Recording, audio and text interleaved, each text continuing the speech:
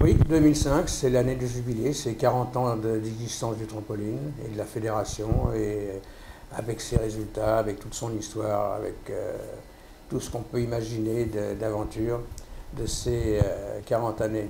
Bien sûr, vous retrouvez systématiquement toutes les réponses aux questions que vous pouvez vous poser sur www.worldtramp.com.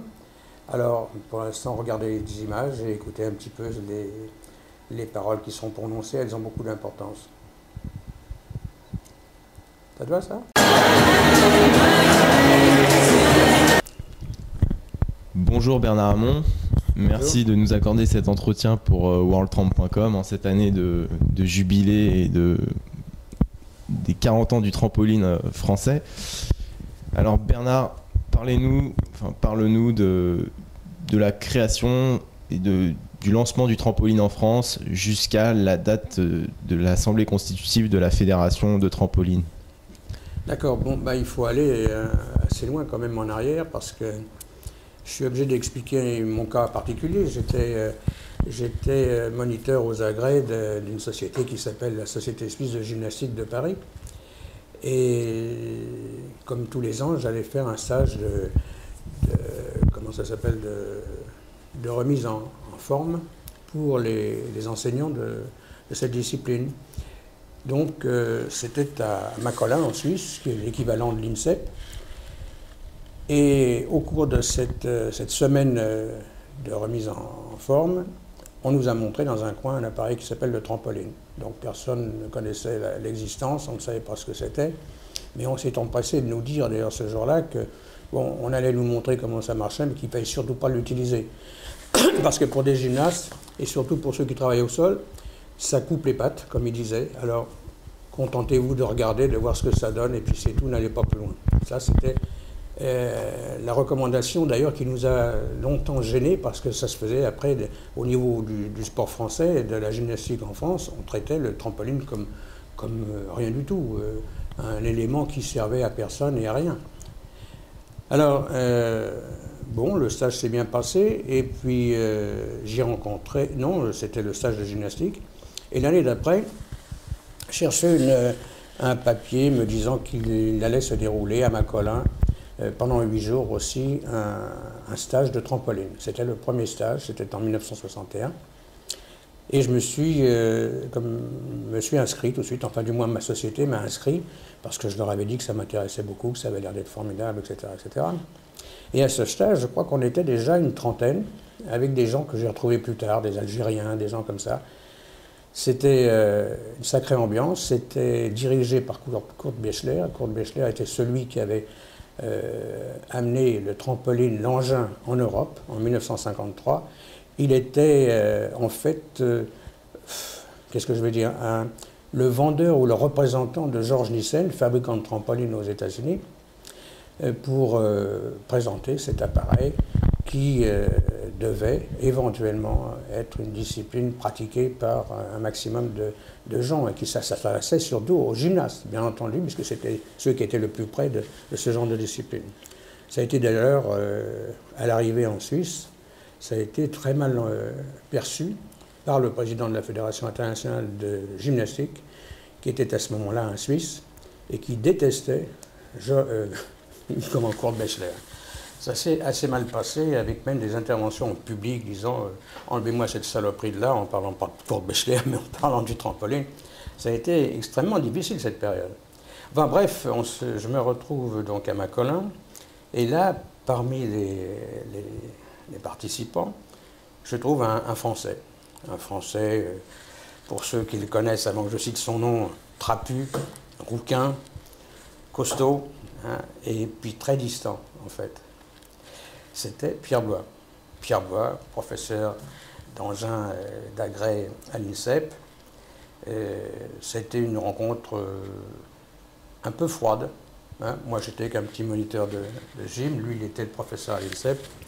Je dis ça, quand il va entendre ça, il va rigoler parce que... Mais je le dis en toute amitié, parce que ça s'est passé comme ça en réalité. Mais on s'est tellement retrouvés souvent après que tout ça, ça s'efface, bien entendu. Alors, bon, ça c'était le premier stage. Je suis rentré à nouveau à Paris et puis j'ai dit à mon président de l'association, j'ai dit, écoute, moi j'ai fait un stage sensationnel, moi ça m'emballe, ça me plaît, etc. Il faudrait m'acheter un trampoline. Et bien entendu, j'ai eu la réponse à laquelle je m'attendais un peu, ben, ça coûtait déjà 20 000 francs à cette époque-là, hein, très cher. Et il n'était pas question de m'acheter un trampoline. Alors, bon, il fallait absolument que j'arrive à mes fins. Et puis, pendant un an encore, j'ai attendu le deuxième stage de trampoline, qui était donc en 1962, encore et toujours à Macolin, sous la direction de Kurt Bechler. À ce stage, il y avait un Allemand dont je ne me souviens plus tellement du nom, mais Pierre le dira, qui faisait des démonstrations, c'était fabuleux. Je crois que c'était un plongeur, parce que longtemps, ça a été un petit peu un engin qui pouvait servir au plongeon. Et là, on a été complètement emballé. Alors, je suis revenu à l'attaque auprès de mon président de l'association. Et puis, comme c'était toujours négatif, je me suis pris de culot. J'ai envoyé une lettre à Georges Nissen en disant, voilà, j'ai suivi les 2 stages, etc. Je suis emballé, mais par contre, mon club n'a pas d'argent, moi, j'ai pas d'argent. Si vous voulez m'envoyer un trampoline gratuitement, eh ben, je vous montre une fédération. Il était évident que moi, étant dans un club, je ne connaissais absolument pas la façon dont fonctionnait une fédération. Mais ça s'apprend sur le tas, hein. Et puis après, on prend des exemples, et puis on suit les exemples, et ça, je vous en parlerai un petit peu plus un peu plus tard. Voilà comment ça s'est lancé. Alors, le trampoline, c'est bien, mais il fallait l'inclure, il fallait quand même que je ne reste pas tout seul. Donc, par conséquent, le trampoline, une fois qu'il était dans la salle de gym, ben, il a fallu que je me tourne vers mes copains qui étaient dans le même club, et puis en disant, ben voilà, moi, ce que j'ai appris là-bas, ben, je vais vous l'apprendre, il faut que vous marchiez avec moi. Alors, on était une dizaine, hein, sur les 30 ou 40 que nous étions, qui sont un petit peu intéressés au problème. Et là, si je devais revenir en arrière, bon sens, ça devait être quelque chose d'épique. Hein, parce que dans les stages, on nous avait appris jusqu'au assis, demi-tour assis, et puis les premiers éléments qui permettaient de faire un saut périlleux, mais pas jusque-là quand même. Parce que d'ailleurs, ça, au cours de la conversation, quand on parle un petit peu de technique, mais je réserverai la technique à Pierre, c'est pas à moi d'en parler. Quand je vois maintenant la vitesse à laquelle on apprend un saut périlleux avant ou arrière, nous avions 80 éléments différents à connaître parfaitement avant de commencer seulement à tourner en avant en arrière. Par contre, on arrivait à des résultats qui étaient parfaits. Et moi, ça m'arrive de voir encore, parce qu'il y a un club dans le 12e qui pratique le trampoline, quand je vais les voir, ça me fait mal au ventre. C'est comme ça, c'est une évolution, on n'y peut rien. Et puis, quand on arrive, nous, pour dire quelque chose, bien, on est des radoteurs, on est des trucs comme ça. Et voilà. Mais je pense que ce sont des gens qui n'iront pas très loin dans la technique. Parce que ce qui a été notre force, ça a été justement d'avoir une discipline très rigoureuse sur le plan de la technique. Ça aussi, on en reparlera plus tard. Voilà. Alors, bon, on a donc monté les premiers éléments d'une fédération. En fait, pour nous, c'était un club. Et puis voilà, il y a une assemblée générale constitutive. J'ai trouvé des gens autour de moi qui étaient donc des gens du club, mais aussi le prof qui s'appelait André Potier, le prof de la police parisienne pour la gymnastique, qui est décédé malheureusement. Et des gens comme ça, des gens de la gymnastique, des gens du plongeon. Et puis après, mon prof de gym qui était Amédée Dojoub, ancien champion de France de gymnastique, et qui était aussi professeur à l'INSEP, un jour m'a dit, mais dis donc, il y a quelqu'un qui trouve un peu bizarre, que tu n'aies jamais fait appel à lui, c'est Pierre Blois. Pourquoi est-ce que tu ne lui demandes pas de venir avec toi? Alors, c'est vrai que j'étais un petit peu froid, parce que je me demandais comment il allait m'accueillir. Et puis finalement, ça s'est très bien passé, et c'est l'arrivée de Pierre Blois. Voilà comment il est arrivé. Et puis, il est devenu, au bout de très peu de temps, l'élément indispensable pour la technique, parce que c'était son boulot, parce qu'il avait l'œil, il avait la manière, il avait tout. C'est un type fabuleux. Ça, j'ose le dire. J'ose le dire. Et il a prouvé par la suite que c'était vrai, même sur le plan international. Voilà. Vraiment. C'est quand vous voulez. Bon, alors où est-ce qu'on en était là? Je n'ai pas parlé de quoi? Un petit bonjour à Pierre. C'est maintenant. Ah oui, un petit bonjour à Pierre. Alors, ça va être un petit peu décousu comme ça, non? Non, mais ça va au montage, j'enlèverai. Hein. Enfin, ce sera nickel. D'accord. Donc, si vous voulez regarder la caméra puis faire un petit coup à Pierre. Non, oui. Pierre, un coup d'œil d'amitié. Hein. J'espère qu'on se voit bientôt. Alors, je continue. Bernard, 15 mai 1965, Assemblée constitutive de la Fédération française des sports au trampoline. Oui. Parle-nous-en. Eh bien, c'était... ça, c'est la première date historique, c'est vrai. C'était... je viens de le dire, j'avais trouvé autour de moi donc, des gens qui sortaient un petit peu de tous les milieux sportifs proches du trampoline. C'était vraiment des balbutiements.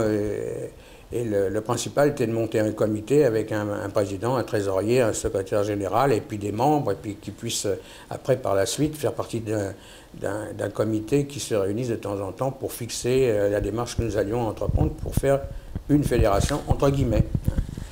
Et la première année, bon, bien sûr, moi, on m'a collé... Ah non, Pierre n'était pas encore là à l'Assemblée générale constitutive, je me suis trompé tout à l'heure. Il est venu l'année d'après. Et je me disais ça parce que je me disais pourquoi j'avais pris la présidence technique de ce groupe. Forcément parce que j'étais le seul à avoir fait du trampoline dans ce cas-là. Et puis on a trouvé un garçon qui était patron d'une revue d'édition de piscine, qui a bien voulu, alors pour des raisons financières déjà, prendre pendant 1 an la présidence de cet embryon de fédération. Alors, il nous a beaucoup aidés.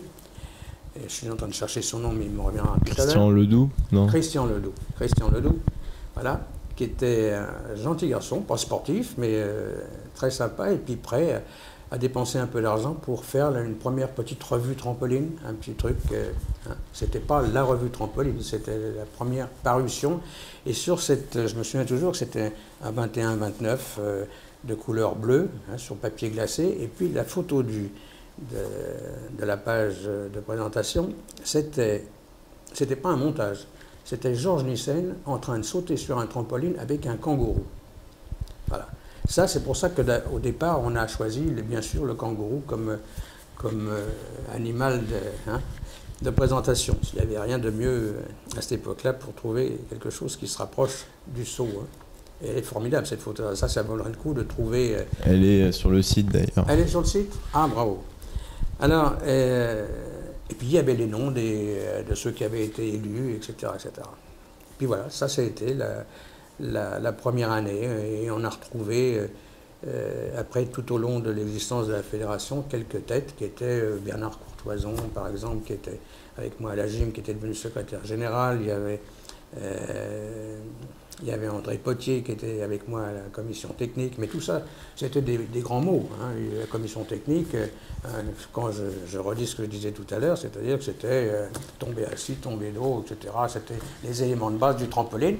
Mais avec ça, on essayait de faire quelque chose, et on essayait surtout de créer un intérêt pour les autres associations de gymnastique, parce que bien sûr on s'est intéressé aux sociétés de gymnastique, ce qui a été vu d'un très mauvais œil par la Fédération de gymnastique, qui ne voulait pas entendre parler non plus de ça, et qui trouvait absolument anormal qu'on ose écrire à tous les clubs de gymnastique de l'Île-de-France pour leur demander de venir suivre des cours avec nous. Et puis donc, l'année suivante, donc Pierre est arrivé, il a pris, moi j'ai été élu comme président à ce moment-là, c'était donc en 66, et on a décidé tout de suite avec Pierre que chacun ferait un boulot différent dans cette fédération, moi l'administratif, et puis lui c'était tout à fait normal qu'il devienne le technicien numéro 1. Ça a été avec une rapidité vitesse grand V, parce qu'il est évident qu'il n'y avait pas un meilleur élément que lui. Puis surtout qu'il a cette finesse de vision, etc. Enfin, je ne vais pas en faire l'éloge, parce qu'après, ça s'est un petit peu exagéré tout de même. Non. Alors, il est devenu d'ailleurs président technique de l'Île-de-France. Voilà. Et puis, on a commencé à donner des cours avec le trampoline de la fédération. Et notamment, le premier cours se trouvait rue des Laitières à Vincennes. Et on était étonnés, on avait quand même une vingtaine, 20, 25 participants. Alors Pierre donnait des cours sur ce trampoline, moi j'en donnais aussi, on s'échangeait un petit peu les groupes. Et là on a rencontré quelqu'un que je veux citer quand même, c'est Louis Forton. Louis Forton qui lui faisait déjà du trampoline, je crois dans un numéro de music hall ou de cirque, etc. Et j'en ai reparlé dernièrement avec lui, c'était épique. Parce qu'il avait sa façon à lui de sauter sur un trampoline. Et je me souviens, quand je me suis approché de lui, je lui ai dit, écoute, tu sais, pour faire un tombé assis, il faut mettre les mains derrière les fesses, etc. Il me dit, non, moi je fais ça comme je veux, je sais. Alors, c'est très drôle de repenser à ça. Hein.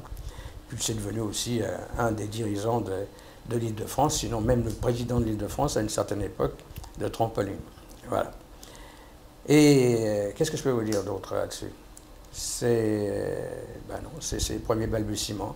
On a eu donc ces problèmes avec la fédération de gym, notamment avec le président Burette, il s'appelait à ce moment-là le président de la fédération de gym, que j'avais été voir en disant, bah, écoute, voilà, moi j'ai fait une demande au ministère pour être agréé, on m'a fait entendre qu'il n'était pas question d'agréer de nouveaux sports, et voilà, est-ce que tu pourrais nous accepter comme associé avec la gymnastique? Il m'a dit, il n'en est absolument pas question.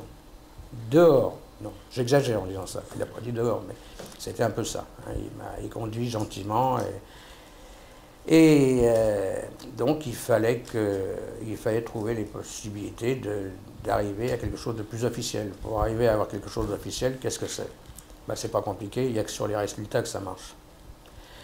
Alors on a dû attendre quelques années afin d'avoir les premiers résultats sportifs, si petits soient-ils, pour montrer qu'on existait. Et au ministère, j'y étais régulièrement, je téléphonais pratiquement tous les jours, on en avait marre de m'entendre.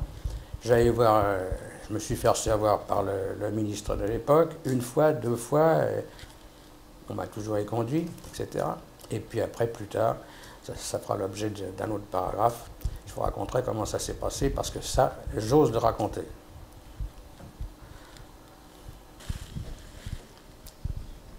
Donc, si je comprends bien, au départ, un seul trampoline en Île-de-France.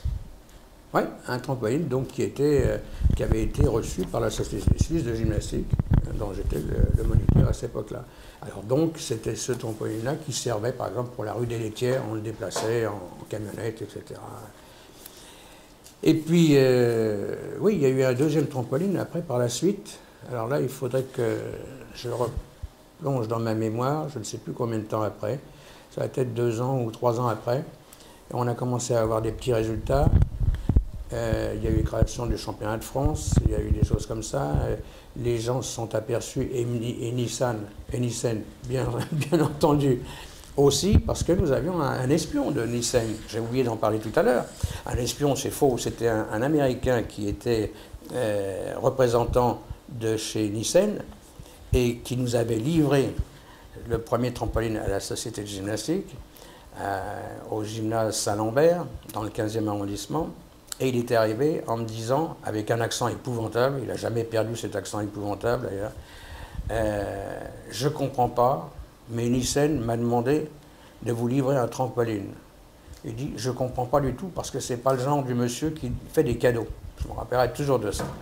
Alors ça fait qu'après, à partir de ce moment-là, il les a toujours suivis. Dès qu'on parlait trampoline, à travers nous, il souhaitait en vendre d'autres, bien sûr. Et puis, il était toujours avec nous. Il était un type formidable. Il est toujours vivant, d'ailleurs. Il ne doit pas être jeune maintenant, mais il est marié à Paris, Louis Richemond. Et donc, on a eu ce deuxième trampoline qui, lui, a été directement livré à la Fédération française des sports au trampoline, puisqu'on n'en a pas parlé, mais on avait pris cette dénomination, FFST, Fédération française des sports au trampoline. Pourquoi des sports au trampoline? Parce qu'on craignait l'implantation d'une autre fabrication Nissan qui était, je ne sais plus comment ça s'appelait, c'était sur un trampoline, il y avait une partie centrale qui montait avec un trou au milieu et on passait le... C'est ça, le Spaceball. Ouais, Spaceball. Un jeu super marrant. Alors on ne voulait pas évidemment que ça vienne un petit peu bousculer notre travail. On ne pouvait pas s'occuper de 2 choses à la fois, donc on a fait tout ce qu'on a pu pour que cet engin-là ne se mette pas en place. Voilà. Je ne sais plus où j'étais parti, c'est ça. Alors, donc, ce deuxième trampoline a été livré directement à l'INSEP et nous a servi pour donner des cours, alors là, cette fois-ci, beaucoup plus sérieusement, à des gens qui étaient beaucoup plus disposés à faire quelque chose de plus sérieux. Et c'était bien entendu des gens qui s'étaient eux-mêmes inscrits parce qu'ils en avaient entendu parler. Puis même, je pense qu'il y a eu des élèves, oui, et des profs de l'INSEP qui sont venus également. Et puis parmi ces jeunes professeurs de sport de la ville de Paris, nous est tombé un garçon qui était plein de questions. Pas un grand sportif, il était un petit peu... c'était un petit prof de gym, il s'appelait Michel Rouquette. Michel Rouquette est arrivé là. J'ai encore une photo qui doit traîner quelque part où on le voit, un jeune garçon qui était en train de discuter, et puis je lui expliquais, parce qu'il disait, mais comment est-ce qu'on peut faire un saut périlleux? Moi, je n'arriverai jamais à faire ça. Moi, je ne serai jamais bon là-dedans, je suis trop lourd, je suis ceci, je suis cela. Et puis, ce garçon maladroit est devenu le meilleur entraîneur mondial, parce que j'ose le dire, c'était le meilleur entraîneur mondial, qui a eu beaucoup de problèmes, parce que quand il a commencé dans son club à vouloir travailler avec un trampoline, où il a fait venir plutôt les gens, là il a eu quelques difficultés, parce qu'il y en avait d'autres qui étaient prétendants. Je tairai les noms, parce que c'est pas intéressant, il y en a certains encore qui sont là, et qui ne comprenaient pas pourquoi Michel Rouquette avait une place privilégiée auprès de nous, mais je ne sais pas non plus pourquoi, parce qu'on l'a senti comme ça, Pierre et moi. Hein, c'était un garçon qui s'y intéressait, qui posait des questions. Ultra motivé. Ultra motivé déjà, tout à fait au début, et puis, mais pas un grand trampoliniste. Hein. Moi je me souviens, quand il a dit je vais faire mon premier saut périlleux, il n'en a pas dormi pendant 8 jours, enfin, etc. Mais Michel... si on l'a gardé avec nous, c'est parce qu'il non seulement il était hyper motivé, mais il était hyper pédagogue sans l'avoir jamais appris. Un type formidable. Pourquoi est-ce qu'on est arrivé à ces résultats? Tout simplement parce qu'il a su y faire avec les jeunes qu'il a entrepris. Ça aussi, j'en parle un petit peu plus en détail tout à l'heure, parce que c'est un exemple qu'on ne peut plus trouver. Et puis voilà comment on a connu Michel Rouquette, et puis qui nous a suivis, et puis qui a préparé avec nous des championnats, le premier championnat, 4e championnat d'Europe qui s'est déroulé à Paris. Alors, bon, on peut se poser pourquoi on a fait un championnat d'Europe à Paris, et comment on a pu obtenir une autorisation, etc. Bah, là, c'était aussi de la faute, j'ai dit de la faute entre guillemets bien entendu, de Michel Rouquette. Il avait trouvé un sponsor, hein, il avait trouvé quelqu'un qui veuille bien nous faire confiance, c'était le maire de Neuilly-sur-Seine, et on a organisé, sans avoir jamais organisé un championnat du monde, puisque c'était des petits championnats de France, de rien du tout, on a organisé mais sans participer. Pourquoi on n'a pas participé? On peut se poser la question. Pourquoi la Fédération internationale qui existait depuis 1964 a eu confiance en nous? Je ne sais pas. C'est sans doute aussi à travers le bagou de Michel et puis de moi et de Pierre, etc., vis-à-vis du président de la Fédération internationale de trampoline, qui s'appelait Erich Kinzel, qui était un Allemand, mais qui était très pro-français, et puis qui nous a fait confiance en disant, bon ben, mais si vous ne participez pas, ben, j'ai dit, ben, si on ne participe pas, ça n'a pas d'importance. Le principal, c'est de voir comment ça s'organise. Alors ils nous ont donné l'exemple en organisant les championnats, mais nous, on a participé à l'organisation. Par contre, on était dans les tribunes en train d'attendre. Mais ça a eu un succès d'estime, parce qu'on n'avait pas les moyens financiers quand même d'avoir suffisamment d'argent pour faire des affiches, pour faire des choses comme ça. Donc ça a été un peu quelque chose de très comment dirais-je, très simple, mais qui a eu un succès dans le monde du trampoline. Et donc aucun athlète français? Aucun athlète français. Tous les athlètes, les futurs athlètes étaient là dans les tribunes à regarder, et avec des grands yeux en se disant on est encore loin de tout ça.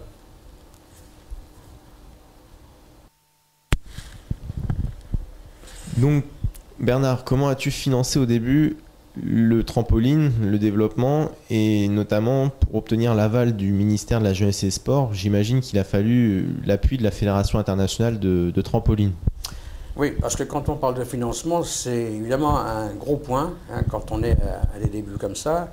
Et je peux dire qu'à la première assemblée constitutive, je reviens là-dessus, de la fédération, ben, comme on n'avait pas d'argent, on a mis chacun la main à la poche.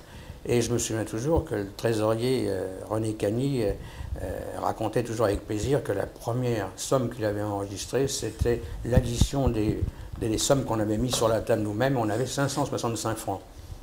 C'est marrant. Et puis, bon, ben, bien sûr, il fallait aller plus loin. Mais pour aller plus loin, il fallait demander un agrément. Et avoir un agrément, ben, on ne peut pas l'avoir comme ça quand on est un petit peu plus gros qu'un club et qu'on s'appelle fédération.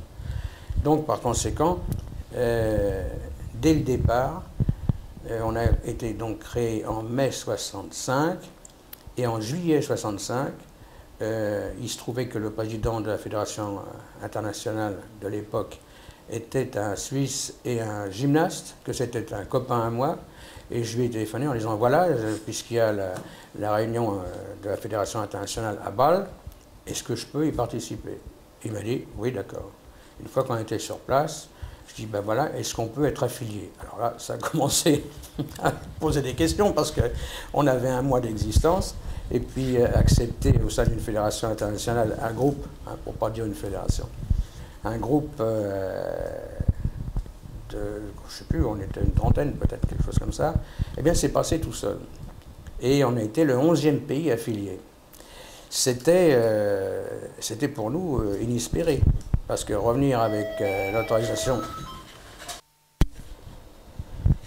Oui, alors, donc nous revenons avec... une satisfaction, celle d'être déjà accepté par la Fédération internationale de trampoline, et ce qui m'a permis d'avoir une étiquette un peu officielle pour essayer de demander si on pouvait recevoir l'agrément ministériel. Alors, je suis allé au ministère, j'ai téléphoné, j'ai demandé qui il fallait que je puisse rencontrer pour... C'était du temps d'Herzog, ça, hein, comme ministre. J'ai demandé par qui je pouvais être reçu, et j'ai été reçu par un type dont je ne me souviens pas du nom, et je n'ai pas envie d'ailleurs de m'en souvenir. C'était un fonctionnaire avec les manchettes de lustrine, exactement comme on voit dans les films qui parlent de l'époque. Et quand je lui ai présenté mon dossier, je lui ai dit ce que c'était que le trampoline, il m'a dit « Mais monsieur, mais n'importe qui peut monter une fédération. Pourquoi est-ce que vous ne montez pas une fédération de pousseurs de capsules ?» Voilà ce qu'on m'a répondu. J'ai dit « Mais écoutez, mais ça n'a rien à voir avec un pousseur de capsules. Bien sûr, on n'a pas j'ai pas de grands éléments positifs peut-être à vous apporter, mais c'est quelque chose qui est fait avec des gens sérieux qui disent « Oui, mais monsieur, prouvez-nous d'abord que vous êtes sérieux, etc. » Et puis il m'a dit, finalement, parce que j'ai commencé un petit peu à m'énerver aussi, il m'a dit « Monsieur, tant que je serai vivant, vous ne serez jamais une fédération agréée. » Ce qui m'a permis, plusieurs années plus tard, après les résultats du championnat du monde, à aller au ministère et aller voir le type. Et je dis « Vous n'êtes pas encore mort ?» Il ne se rappelait plus d'ailleurs de tout ça. Je lui ai répété, et là il s'est excusé. Là j'avais une autre position vis-à-vis de lui. Hein, parce que bon. Mais j'avais toujours pas quand même mon agrément du ministère, et qui dit agrément veut dire évidemment subvention. C'est d'ailleurs pour ça qu'ils ne voulaient pas donner, ça se comprend d'ailleurs, qu'ils ne voulaient pas donner systématiquement un agrément à quelqu'un qui arrive sans preuve, sans rien du tout. Donc le mot agrément a été rayé du vocabulaire. Et puis, un jour, je suis invité à la remise de décoration de la Légion d'honneur de Claude Collard. Claude Collard, le président à ce moment-là du comité olympique français. Il y avait un monde fou, et je savais que la personne que je devais toucher, et que j'avais essayé de joindre au téléphone, et à qui j'avais écrit nombreuses fois, c'était le colonel Crespin. Alors, je vais en dire un peu de mal, bien que ça soit un type fabuleux.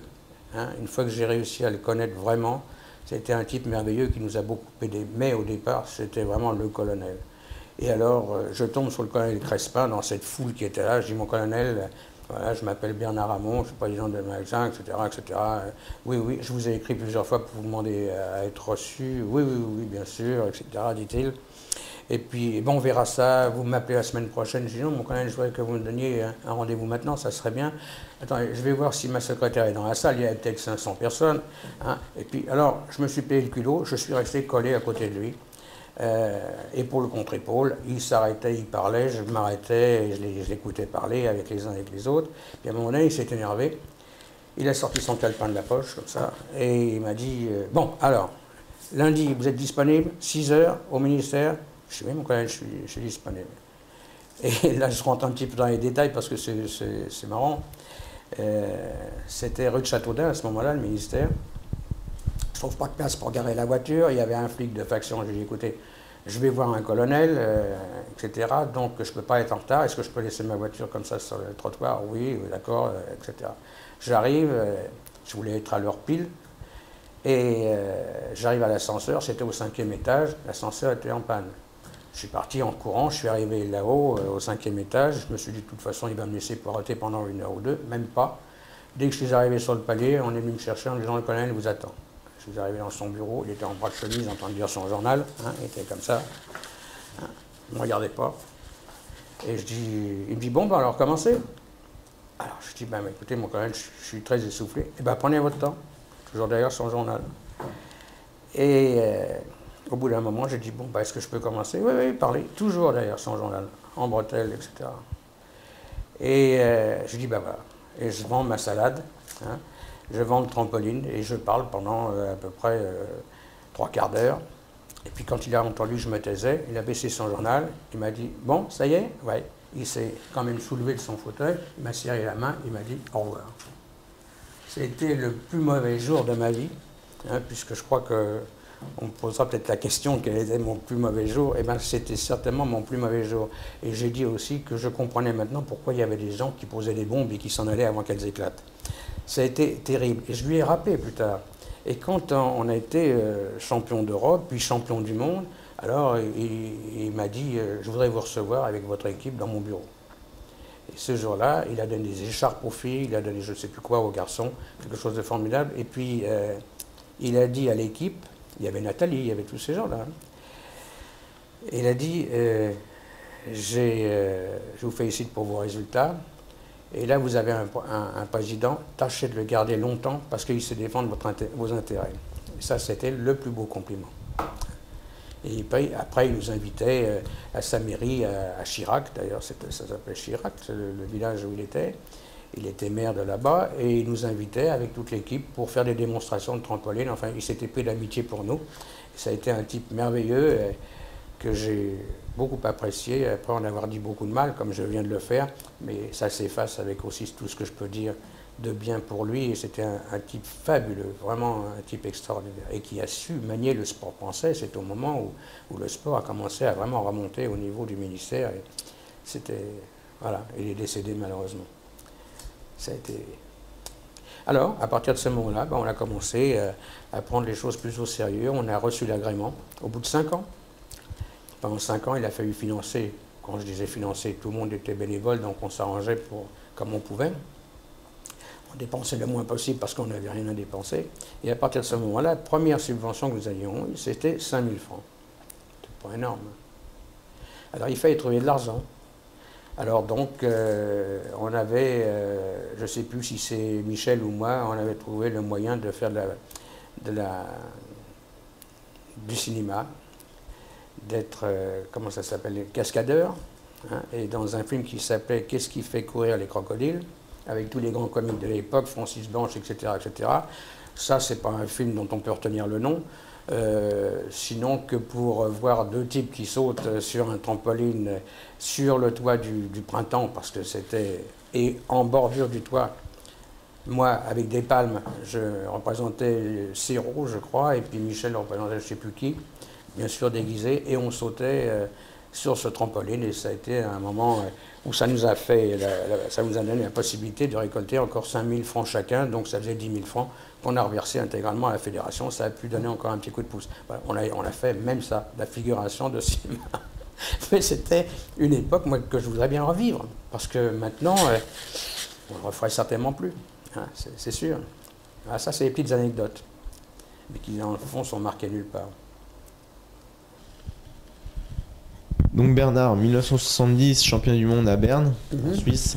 Oui. La première fois que l'équipe de France est alignée au complet, on va dire. Absolument. Et premier résultat encourageant. Voilà, avec Richard Tison. hein, son premier titre de champion d'Europe. Oui, c'est ça.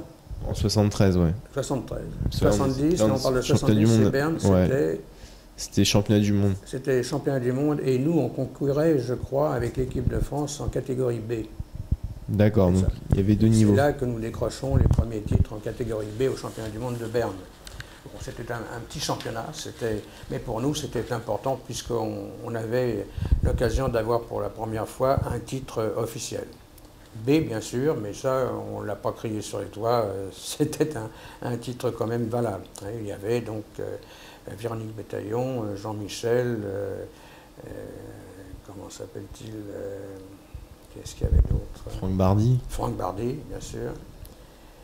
Gilles Lebris, Richard. Et Lebris, je ne sais pas s'il était là. Mais de toute façon, au niveau du résultat par équipe, c'était vraiment un résultat très encourageant pour la suite. Voilà.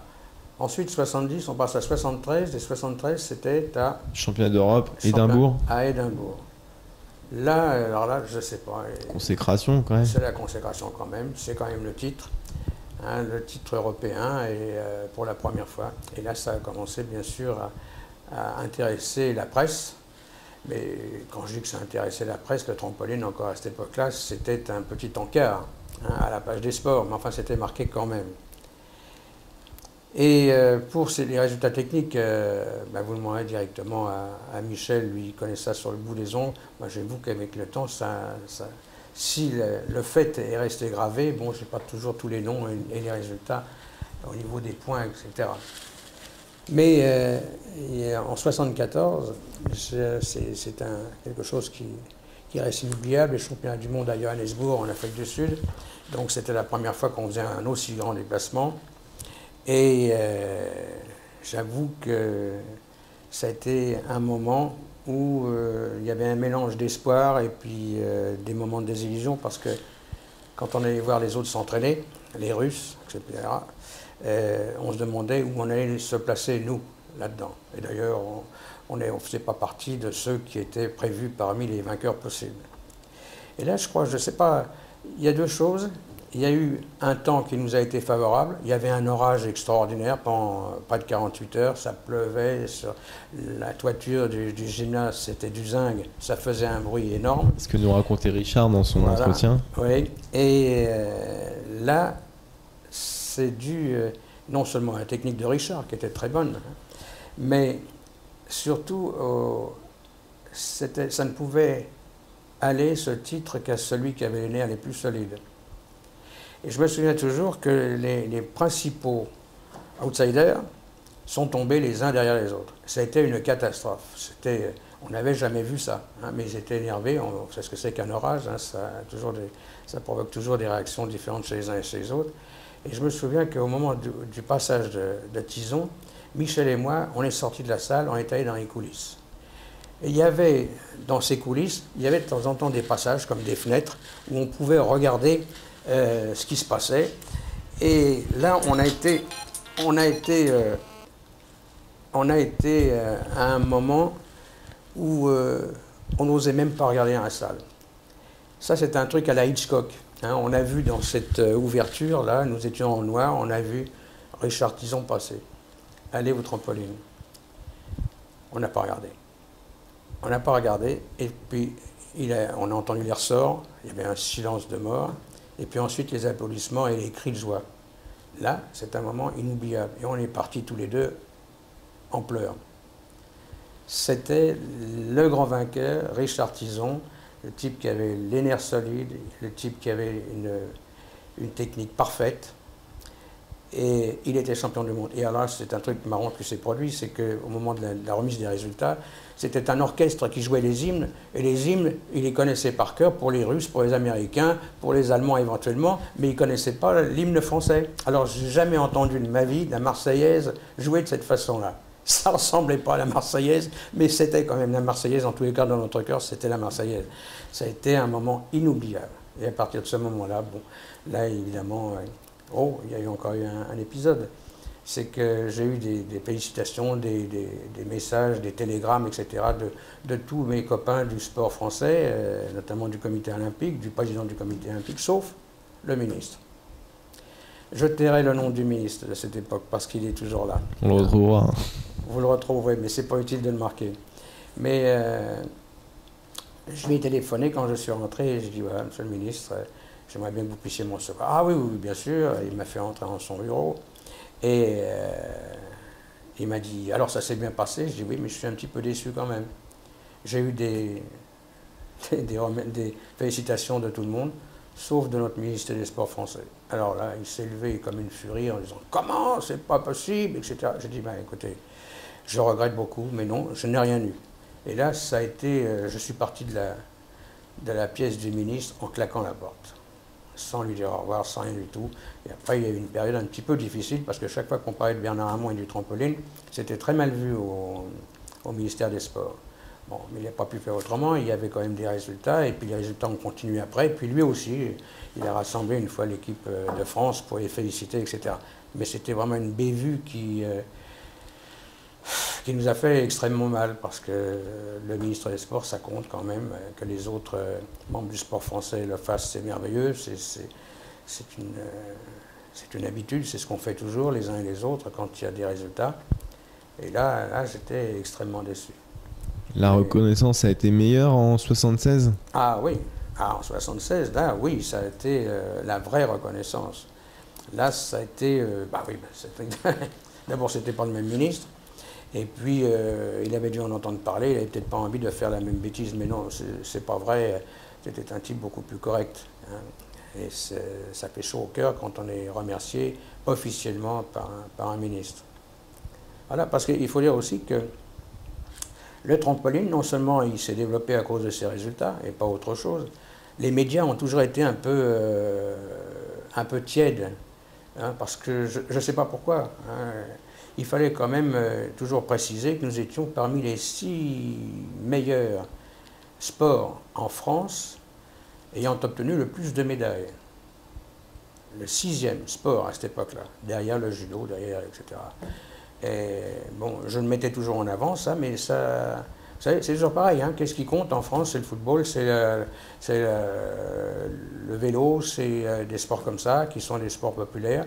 Mais il y a quand même d'autres sports dont on parle très peu, hein, où on a de très bons résultats, mais parce que c'est pas télévisuel, ou c'est pas, etc., ou parce qu'il n'y a peut-être pas assez de monde, ou parce que, bon... C'est ça, j'ai eu des problèmes moi, avec la télévision française. J'ai eu quelqu'un qui nous a soutenus merveilleusement, c'est Raymond Marcillac, qui nous a fait nos premières coulisses de l'exploit. Ça nous a lancé aussi au niveau de la télévision, quand même. Ça a été des petits points, mais c'était espacé, c'était des coups de chance, hein, qui ont peut-être marqué petit à petit, mais j'aurais aimé qu'il y ait quelque chose de formidable. Par exemple, l'histoire de Richard Tison dans l'émission de Bouvard, hein, en 74, c'était en 74, c'était l'année des championnats du monde. Cet accident en direct. Moi j'étais sur le plateau, il y avait Bouvard, Richard était là tout l'après-midi pour s'entraîner, etc. Et un studio, c'est petit, c'est pas assez haut, c'est encombré de plein de trucs, etc. Les 5 mètres que l'on doit de dégagement en avant, en arrière, etc., c'est absolument impossible. En hauteur, on n'a pas la hauteur. Et puis Richard, ce jour-là, avait la grippe. Et on lui avait dit, bah, écoute, c'est pas compliqué, tu passes pas, et on mettra Jean-Michel Bataillon, qui était vraiment l'élément qui pouvait facilement le remplacer. Et il n'a pas voulu. Alors il s'est bourré de cachets, etc., etc. Et puis quand il est arrivé sur le plateau, il y avait, je me souviens toujours, Gérard Lenormand qui était interviewé, qui était là. C'était direct, hein, c'est pour ça que c'est important de le dire. Et qu'on a vu Richard monter comme un automate sur le trampoline. Et lui qui était toujours au centre de la croix, ça se baladait, ça se baladait, ça se baladait, et puis d'un seul coup, plof. Alors là, ça a été un silence complet. Moi, je me suis précipité sur lui pour voir s'il était... Parce qu'on a nettement vu, on a cru voir que la tête avait frappé. Hein, j'ai regardé après le film au ralenti, etc. Non, il était sur les épaules, mais c'était impressionnant. Le Normand qui était blanc comme la feuille, là, qui n'osait plus parler, Bouvard qui ne savait plus quoi faire, il m'avait dit dans l'après-midi, quand il fera ses figures les plus importantes, il y aura un roulement de tambour. J'ai dit non, je ne veux pas de roulement de tambour. Si, je ferai ce que je voudrais. Peut-être de l'art. Type très bien, mais bon, je ne veux pas dire que c'est ça qui a provoqué l'accident, c'est parce qu'il était il avait trop pris de médicaments, il ne se rappelle plus, du moment où il a posé le pied sur la toile, ça a été entièrement mécanique. Voilà. Et là, bah, j'ai écouté, c'était mon cœur qui battait plus fort que le sien, j'entendais pas son cœur, j'ai cru qu'il était mort.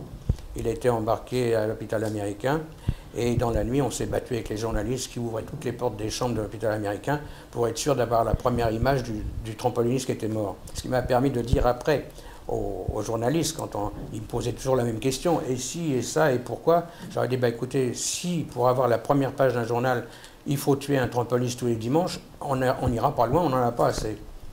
Voilà, ça a été un élément qui, heureusement, qui s'est bien terminé et qui a fait parler de nous dans le journal. Mais même maintenant encore, quand on parle trampoline, il y a des gens qui me disent « Ah oui, c'est celui qui est tombé à la télévision. » Et en 2005, tout le monde le croit encore mort, ou en fauteuil roulant. Ah bon? Ouais, moi quand j'en parle, tout le monde me dit « Ah mais il est handicapé », alors que non, on le voit en interview sur le site, il va très bien, il y a des photos de lui. Donc, Rien du tout, c'est formidable. Ah oui, Madame Veil s'était déplacée dans la nuit à l'hôpital américain, alors ça avait fait un truc fabuleux.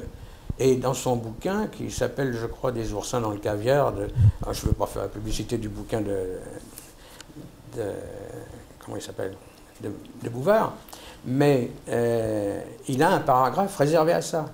Il dit que la plus belle peur de sa vie qu'il a eue sur un plateau, il l'a eue grâce à Richard Tison. Et là, ça a été marrant parce que comme on participait souvent à des émissions de télévision, là, d'un seul coup, plus personne ne voulait nous recevoir. Et nous avons dû à Raymond DeVos la possibilité de revenir sur les plateaux de télévision avec Gilbert et Marie-Tille Carpentier, etc., qui nous aimaient beaucoup.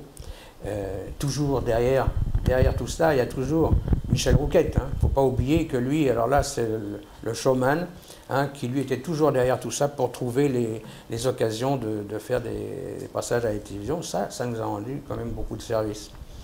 Et l'histoire de DeVos, pourquoi est-ce qu'il nous a fait revenir à la télévision? C'est parce que c'était pour nous remercier. On l'avait préparé, Pierre Bois avait préparé Raymond DeVos à faire quelques exercices au trampoline. Il venait tous les mercredis à l'INSEP, le soir, et il le préparait parce qu'il y avait une émission qui avait lieu une fois par an où tous les artistes faisaient un numéro de cirque. Je ne sais plus comment ça s'appelait, ça. Bon, c'était une bonne émission. Et lui, il s'était mis dans la tête de faire du trampoline pour montrer que malgré qu'il soit gros, etc. Alors, c'était drôle parce qu'on a passé, je ne sais pas, 3 semaines, 1 mois ou 2 à être avec Raymond DeVos, qui était un type adorable. Je l'ai vu la dernière fois qu'il est passé à l'Olympia. Je suis allé voir en coulisses et puis je lui ai rappelé. Et puis il m'a dit « Ah, le trampoline, ah oui, et monsieur Bois, qu'est-ce qu'il devient ?» Il s'est souvenu. Et alors, il a eu un accident qu'il a provoqué lui-même parce que Pierre, une fois où l'autre moniteur qui devait l'aider n'était pas arrivé à l'heure, lui, il a cru pouvoir travailler tout seul sur le trampoline, pas haut, mais dans un tombé d'eau. Bon, il s'est foutu les genoux sur le sternum et il s'est pété le sternum. Donc ça a fait évidemment pas mal d'histoires. On a commencé, il avait peur que ça nous retombe sur le dos. Et il a tout de suite dit aux journalistes, j'ai été obligé d'annuler mes contrats, mais ce n'est pas de la faute des trampolinistes, c'est moi qui ai voulu faire quelque chose qui ne m'était pas autorisé. Et après, on est resté longtemps en contact, et puis pour nous remercier quand même de ce qu'on avait fait, il nous a remis en place dans les studios de télévision. Vous voyez qu'il y a des gens formidables. Revenons sur le championnat du monde 1976 à Tulsa aux États-Unis, où Richard entre pour la seconde fois dans l'histoire du trampoline français en conservant son titre. Moi, malheureusement, je ne peux pas en parler. C'est la seule championnat du monde auquel je n'ai pas participé. J'ai eu des problèmes familiaux qui ont fait que je n'ai pas pu partir. Donc, il vaut mieux en parler à Pierre ou à Michel. Lui, eux, ils arriveront à vous dire beaucoup plus de détails que moi. Tout ce que je sais, c'est qu'ils sont venus avec le titre et ça, un grand point encore marqué. 2 ans après, en 1978, à Newcastle, Australie, vous y étiez? Oui, et là, malheureusement, on a loupé le coche. Bon, louper le coche, c'était une affaire de matériel. Je sais pas, je crois qu'ils n'étaient pas, c'était des trampolines australiens. Ils ont pourtant été vérifiés au point de vue des dimensions, etc. Mais je crois qu'ils avaient été mis sur cale ou ils n'ont pas été mis sur cale et finalement la toile toucher le sol.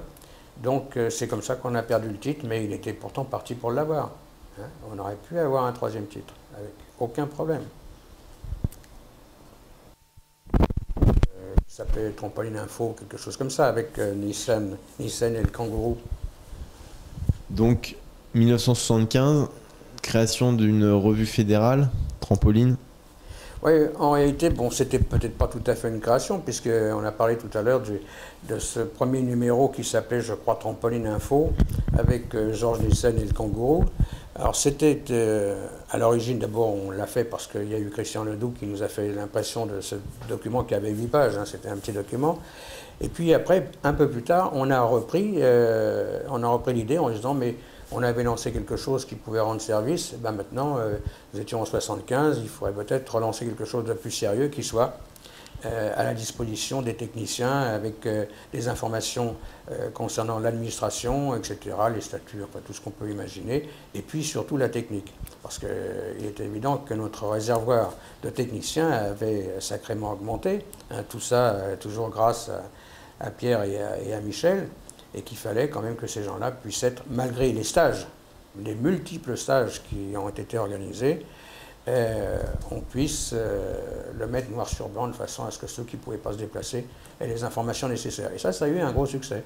Il y avait donc Pierre qui faisait la technique et avec Michel, et puis moi qui donnais les informations administratives. Voilà, c'est quelque chose qui a été très apprécié, je crois, et qui a servi de moteur pour l'évolution du trampoline en France. C'était très sérieux. On n'a pas parlé des stages, mais les stages étaient aussi organisés d'une façon exemplaire. Je ne vais pas dire que tout était formidable parce que c'était nous qui le faisions, mais je dois dire que comme j'étais moi déjà à la Fédération internationale, oui, on n'a pas parlé non plus, j'étais à la Fédération internationale et puis Pierre à la commission technique. Bon, là, j'y reviendrai puisque je parlais des stages. Donc les stages étaient organisés aussi bien sur le plan français que sur le plan international par Pierre Blois. Les autres y ont participé, mais Pierre était celui qui était le plus apprécié parce que le plus précis. Il faut dire que sur le plan international, les règlements internationaux sont partis de la Fédération française parce que nous étions sans pitié, on ne laissait rien passer. Et Pierre n'acceptait pas du tout qu'on puisse discuter ce qui était dit une fois que ça avait été décidé. Hein. Et ça a été aussi très fort. Le jugement, les cours de juges organisés par Pierre, et puis Michel, bien sûr, qui y participait, c'était quelque chose qui a certainement été les éléments les plus importants pour l'évolution du trampoline international.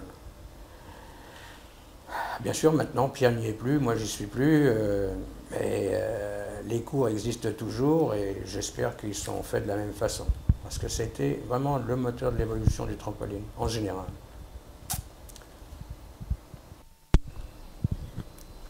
Donc parle-nous Bernard de votre... 1, 2, 3, on va la refaire.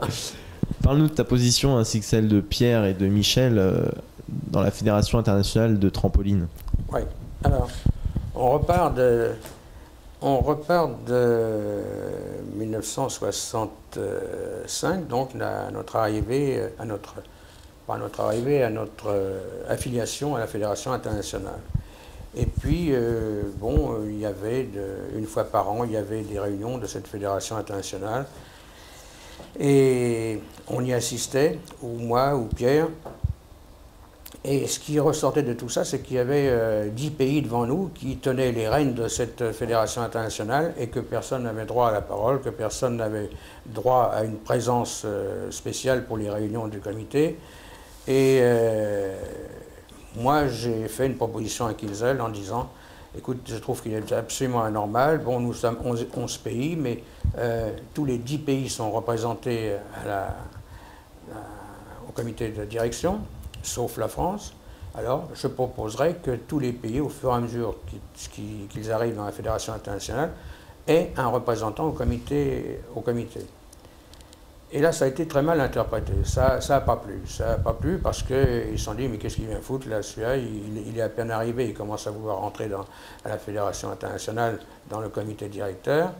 Et alors, bon, j'ai laissé glisser, ça n'a pas été tellement accepté. Et puis ensuite, j'ai écrit une lettre en disant que j'avais une proposition à faire sur l'organisation et le fonctionnement de la Fédération internationale. Bon, j'étais un petit peu rigide peut-être dans mes propos, toujours est-il qu'ils ont convoqué d'urgence une réunion sur l'aéroport de Zurich, à l'aéroport, dans une salle spéciale, et puis je me suis trouvé comme ça, d'un seul coup, devant 6 ou 7 types de la Fédération internationale, me disant qu'est-ce que j'avais dans la tête. Pourquoi est-ce que je voulais tout bousculer alors que je venais d'arriver? Et puis finalement, j'étais tout seul comme un coupable. Et finalement, à la fin de la réunion, ils ont dit, bon, il vaut peut-être mieux l'avoir avec nous plutôt que contre nous. Hein, c'est ce qu'on dit toujours. Et ils ont dit, bon, au prochain congrès, tu rentreras au comité international. Et par la même occasion, eh bien, ils ont fait rentrer Pierre Bois. Alors moi, au comité directeur, lui à la commission technique. Et à partir de ce moment-là, on a été toujours un peu les trublions. Bon, ça les intéressait que nous soyons parmi eux parce qu'ils sentaient quand même qu'on pouvait apporter quelque chose, mais on avait des gens contre nous, comme les Hollandais, qui ne pouvaient pas nous sentir, il y avait les Anglais, c'était un peu juste. Et puis, on avait quand même un avantage pour nous, c'est qu'on était trilingues, tous les deux, Pierre et moi.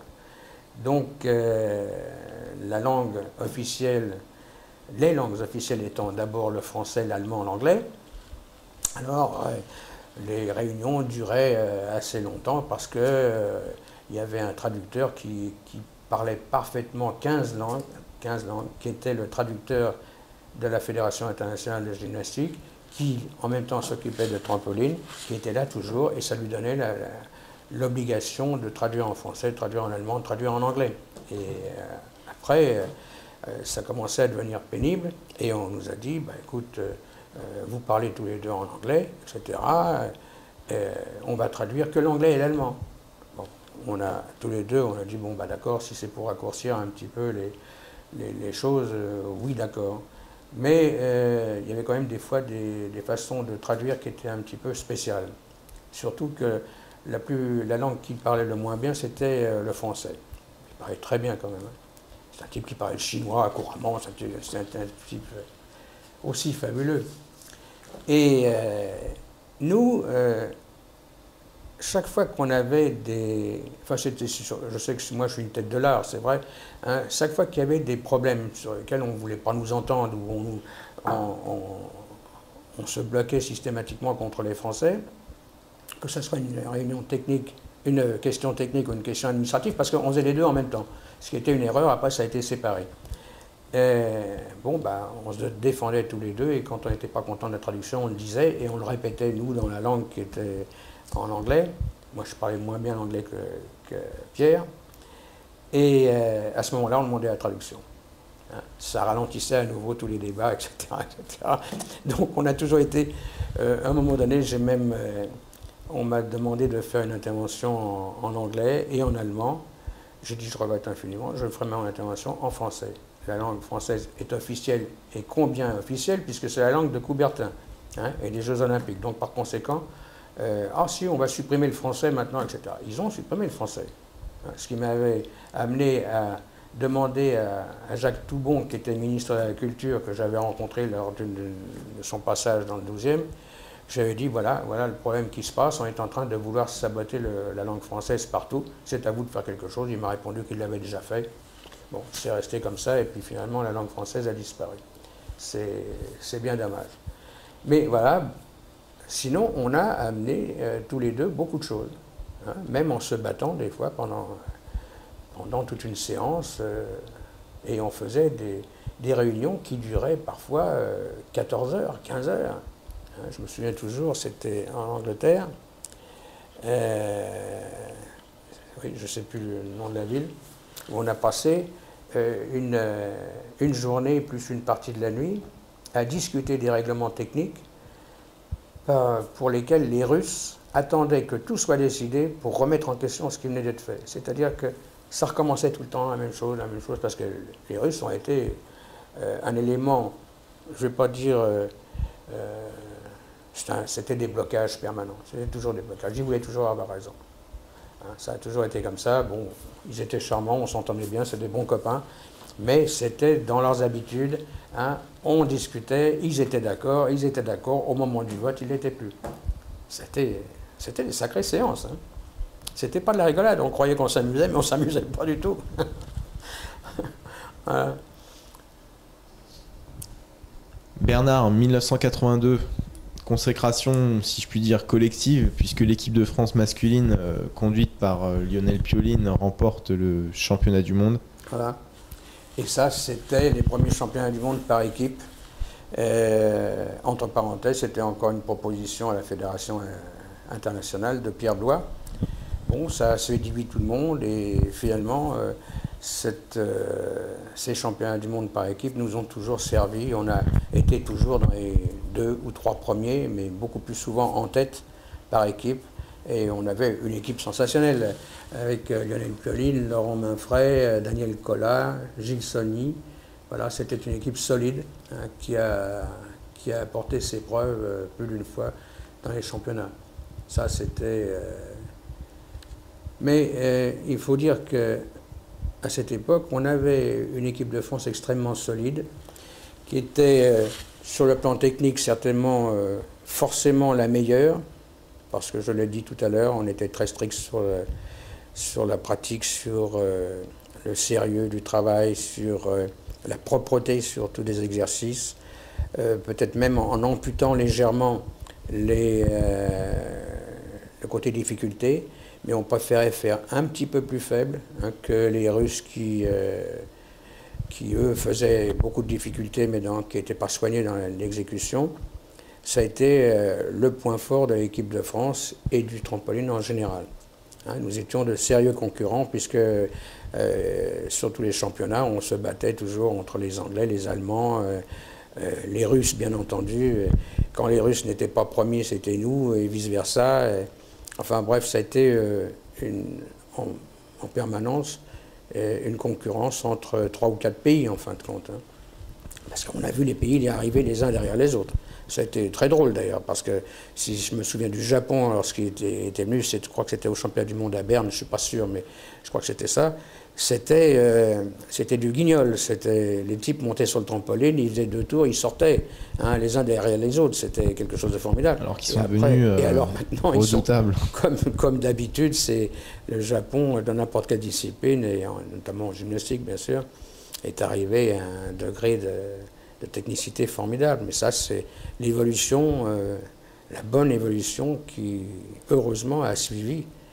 Parce que sinon, s'il n'y avait pas eu des pays comme ça qui se lancent vraiment sur le trampoline, on ne serait jamais rentré à la Fédération internationale de gym.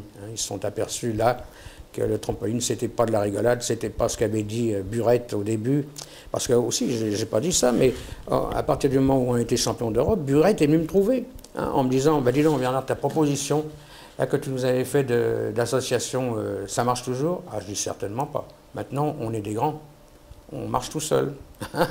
Mais la preuve que c'est devenu après autrement, puisqu'on a été un peu forcé d'adhérer à la Fédération française de gymnastique, parce que la Fédération internationale de trampoline avait choisi ce côté-là. Pourquoi? Ben, tout simplement parce que le secrétaire général de la Fédération internationale de trampoline était en même temps le secrétaire général de la Fédération internationale de gym, au même endroit, à la même adresse en Suisse. Voilà. Et lui, il a insisté, il a travaillé dans l'ombre pour nous saboter et nous faire entrer. Ça a été quand même un bienfait, puisque grâce à ça, nous avons l'ouverture aux Jeux Olympiques. Donc, il faut dire que quelque chose, malheur est bon, ou bonheur est bon. C'était quelque chose de positif. 1982 se décide le lieu de déroulement des championnats du monde 86 et oui. On désigne Paris, plus particulièrement le Palais Omnisport Paris-Bercy. Voilà. Paris-Bercy, 15 000 spectateurs. Ouais. Racontez-nous. Oui, alors ça c'était, je crois, il me semble que c'était en Suisse, qu'il y a eu au cours du congrès le choix à faire entre des pays qui s'étaient portés candidats pour l'organisation des championnats du monde 86. Nous étions 2. Je ne sais plus très bien qui était l'autre. C'était l'Australie ou c'était enfin qui avait toutes les qualités requises pour réaliser le championnat du monde. Enfin, il faut croire que Paris, tel que je l'avais présenté moi dans mon dossier, c'était, bon, c'était pas les petites femmes de Paris, mais c'était un peu ça, c'était la capitale du plaisir, de la joie, etc. Et puis ils étaient au courant maintenant, ils savaient que si on organisait quelque chose, ça serait quelque chose de sérieux. Et on a remporté donc l'organisation de ces championnats du monde. Il n'y avait pas une grosse différence entre nos deux candidatures, hein. Il y avait quelques voix, mais enfin ça a suffi. Et puis, bon, ben, on est revenu à Paris en disant ça y est, on a obtenu ça. Tout le monde a dit bah oui, mais attends, je ne sais pas si tu te rends compte ce que ça va donner, est-ce qu'on est capable de le faire. Bon, on a dit, avec le caractère que nous avons tous, on est obligé de réussir, hein, on ne peut pas faire autrement. Et on a commencé à travailler. Moi, j'ai commencé à travailler tout de suite en 84, j'ai commencé l'organisation. Je dois dire que personne n'a voulu me suivre à cette époque-là, parce qu'on trouvait que c'était trop tôt. Il ne fallait pas commencer par là. Et moi, j'ai passé 2 ans à travailler pratiquement tous les jours. Je me suis adressé à un professionnel. Le professionnel, c'était une boîte qu'avait montée Claude Collard, et qui était une boîte très sérieuse, puisqu'elle a participé à l'organisation de championnats de Jeux Olympiques, donc c'était des gens sérieux. Et je voyais tous les deux jours, je déjeunais avec un des membres de cette association, et on a tout monté, tout, depuis les réceptions, enfin toute la vie de 40 pays ou 30 pays, hein, pendant 8 jours. Et puis la location de Bercy, puisqu'il fallait faire ça dans un lieu qui ne soit pas n'importe quoi, hein. Et nous sommes arrivés à Bercy en discutant, en disant ben voilà, on voudrait faire un championnat du monde de trampoline, est-ce que vous êtes d'accord pour nous suivre? Oui, bien sûr, mais ça coûte tant. Bon, ça, c'était encore une autre question. Alors, on demande au ministère pour une aide, etc. Ça a pas mal marché, et on a fait quand même nos 15 000 spectateurs, avec l'aide de la ville de Paris qui nous a fait un décor fabuleux. Ça a été formidable. Il y a quelque chose sur laquelle je voudrais revenir quand même, c'est l'aide que nous avons reçue de Bois-Colombes.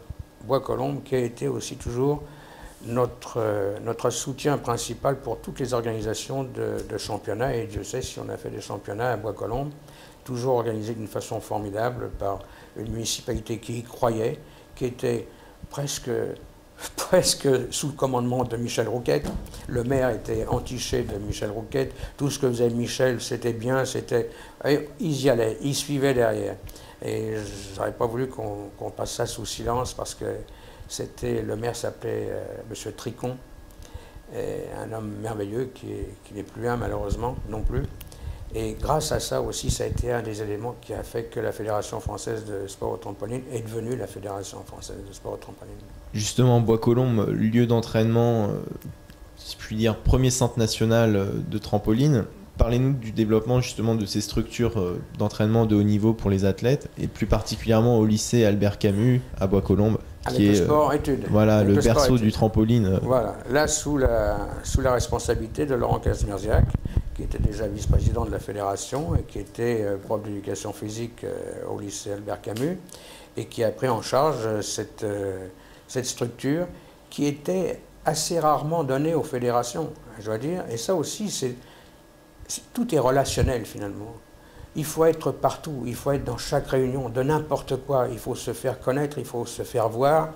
Et puis à ce moment-là, on commence à vous prendre au sérieux. C'est pour ça que c'était extrêmement contraignant, cette présidence, parce que j'étais jamais chez moi. Jamais, ni le samedi, ni le dimanche, il faut être partout. Moi, mon principe, ça n'a jamais été de mettre la Fédération française de trampoline en avant. Lorsque j'ai été élu au comité olympique, donc c'était en 82, je crois, 82, par 2 mandatures, j'avais pas besoin de prononcer une seule fois le mot trampoline. C'était les autres, connaissant nos résultats, qui se chargeaient d'ouvrir les débats sur le sport. Quand vous arrivez comme demandeur tout le temps, c'est toujours mal interprété par tout le monde, parce qu'il y a des sports pourtant connus, hein, et qui arrivent et qui commencent, le type est là, il est délégué, quand on fait partie d'un truc national ou international, on parle sur le plan international ou national. On ne parle pas de son sport, on n'est pas là pour vendre sa salade. Si on est au comité olympique, on sait qu'on y est parce qu'on représente quelque chose, sinon c'est pas la peine. Eh bien, c'était les autres qui parlaient du trampoline pour moi. Ça a été toujours ma tactique. Et ça a toujours réussi. Voilà. Alors donc, on a obtenu l'autorisation, parce qu'à un moment donné, ils ont saqué un tas de sport-études qui ne devaient sans doute pas servir à grand-chose. Nous n'en avions qu'un, mais il fonctionnait très bien. Grâce à Kazmierziak, on a sorti là toute la couvée de trampolinistes qui sont... Et puis, on a été aussi les premiers,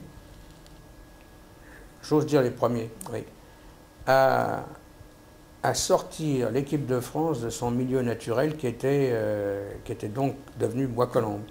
Et on a créé un centre de trampoline à Antibes. Il y en a beaucoup maintenant qui continuent, qui disent dans les fédérations qu'ils ont été les premiers à avoir un centre où on réunissait tous les athlètes, on les enlevait à leurs parents, on les prenait, on les mettait dans un cocon et on ne faisait que ça. C'est faux. Je m'inscris en faux parce que c'était nous qui avions fait ça en premier. Je me souviens, ça a été quelque chose de très difficile à mettre en place. Très difficile et en même temps simple, parce que très difficile parce qu'il fallait trouver le lieu. On a été reçu par Antibes, toujours avec le travail de Michel Rouquette. On a réussi, avec d'énormes démarches, etc., à faire comprendre que ça pouvait être nécessaire, sinon plus que nécessaire. Et je me souviens que lorsqu'on a on a réuni les parents des candidats pour participer à ce stage, j'ai été étonné de la réaction des gens, parce que je me suis dit, quand on leur proposait qu'on leur enlève, qu'on leur enlève leurs gosses, qu'on s'occupe de leurs études, etc., qu'on s'occupe de leur subsistance, qu'on s'occupe de tout ça, ça va certainement faire un clash. J'ai été étonné parce que quand on leur a présenté ça, Pierre a fait son speech, Michel a fait son speech, j'ai fait le mien, on a posé la question en disant « Est-ce que vous avez des questions à poser ?» Pas une seule question. C'est-à-dire que les gens nous confiaient leurs enfants, comme ça, parce qu'ils avaient confiance. Ils avaient confiance parce qu'ils voyaient avec quel sérieux ça travaillait. J'ai été étonné parce que moi, on m'aurait demandé ça pour mon fils, j'aurais posé des questions, j'aurais dit oui, mais moi je veux savoir ce qu'il va faire comme étude, je veux savoir. Tout ça, ça a fonctionné comme une horloge. Et nous avons été les premiers. Alors après, ça s'est développé. Comme nous avons été les premiers aussi à faire des tournées plages sur la plage atlantique, chaque jour une nouvelle plage, avec des plagistes qui avaient des trampolines, et on organisait des concours. Tout ça, c'était du Kazmierziak, c'était du Blois, c'était du Michel. Et voilà, c'est comment fonctionnait cette fédération. Et là aussi, après, comme j'étais en relation permanente avec tous les présidents de fédération, un jour, le volleyball est arrivé au comité olympique en disant « On a une idée, on fait ça, etc. » J'ai dit « Attention, halte, nous serons les premiers. » J'ai dit « C'est déjà fait. » C'est pour ça qu'il faut se battre. Bon, mais c'est agréable, il faut y croire. Je ne veux pas dire que malgré les contraintes, ça m'a enquiquiné. Oui, ça m'a enquiquiné parce que je n'ai pas pu m'occuper de mes propres enfants. Mais en réalité, ça serait à refaire, je le referais de la même façon. Avec les mêmes, surtout avec les mêmes. 1982, Lionel Pioline remporte son premier titre de champion du monde en... On va la refaire. 1984, Lionel Pioline remporte son premier titre de champion du monde et conserve ses lauriers mondiaux en 1986. Oui, qu'est-ce qu'il faut dire de Lionel Pioline, on peut en parler pendant 2 heures de Lionel Pioline. C'est encore un garçon qui est sorti de Bois-Colombes, c'est encore quelqu'un qui a été drivé par Michel Rouquette, c'est encore comme tous. Ça a été, après Richard Tison, ça a été le meilleur. Sur le plan technique, bien sûr, il a été beaucoup plus loin que Richard Tison. Je disais que bon, c'était grâce à notre technique et surtout à la réalisation des figures, des exercices, etc., que nous avions tenu le haut du pavé. C'était grâce à Paul Luxon, parce que c'était Paul Luxon qui nous avait montré la voie. C'était un type, c'est le premier qui était le véritable trampoliniste, même beaucoup mieux que les Américains qui, eux, avaient déjà fait des championnats bien avant nous. C'était un type merveilleux. Il a été d'une propreté, et Michel s'est toujours basé sur Luxon. Et il a bien fait. Et c'était le reflet que nous avions. Et Pioline a été celui qui a pris la succession de Luxon. C'était un garçon à tous les points de vue intéressants, non seulement sur le plan sportif, mais au point de vue moralité, au point de vue sérieux, au point de vue type qui en voulait, enfin ça a été, et c'est toujours, hein, moi je l'ai vu il y a quelques temps, il y a quelques 3-4 mois, il travaille, il a monté une petite affaire, et c'est formidable. Ce qui fait surtout plaisir, c'est que dans son affaire qu'il a montée, il a embauché Richard Tison, son copain. Et ça démontre tout de suite le genre de bonhomme que ça peut être. Et alors, bien sûr, et après avoir sorti le titre mondial donc en 84, il réédite exactement de la même manière que Richard Tison, c'est assez drôle, 10 ans après. Il réédite à Bercy. On ne pouvait pas espérer mieux. Hein. Chez nous, avoir le championnat du monde des Jeux précédents recommencer à Bercy, ça a été un délire. Et alors là, la presse en a parlé.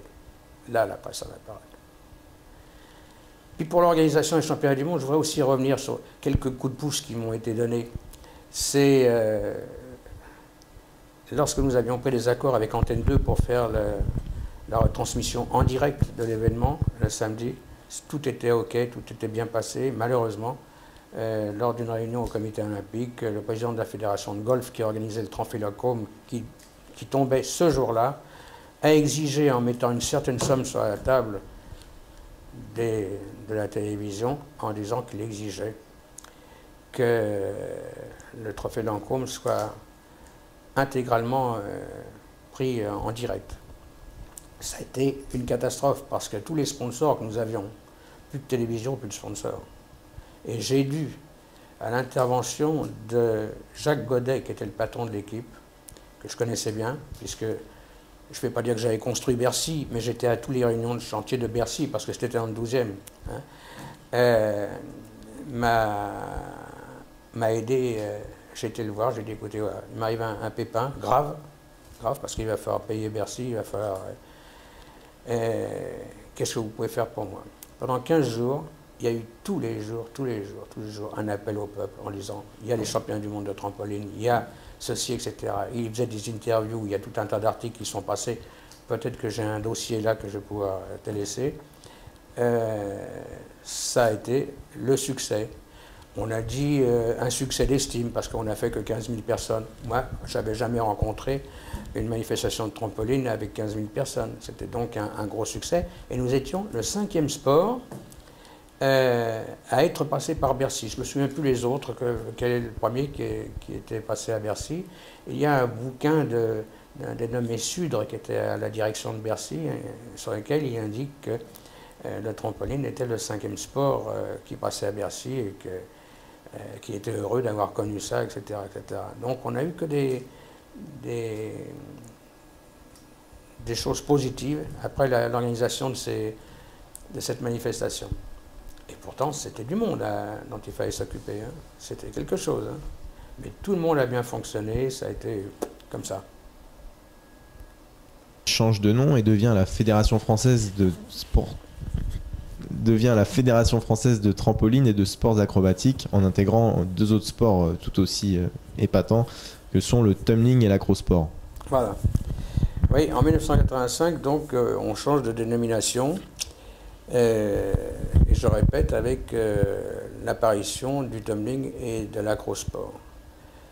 Bon, si je dois donner mon avis personnel, sur lequel je suis revenu, bien entendu, et puis si je ne le disais pas, d'ailleurs, de toute façon, il y en aurait suffisamment qui seraient là pour me le rappeler, j'étais pas pour l'intrusion, non pas parce que je ne reconnaissais pas la valeur de ces disciplines-là, au contraire, mais j'estimais que notre boulot au niveau du trampoline n'était pas terminé. On pouvait encore faire plus, on pouvait faire encore mieux, etc. Et que l'arrivée de 2 autres sports, quitte à les mettre peut-être en marginalisation pendant un certain temps, nous laissait la possibilité de continuer.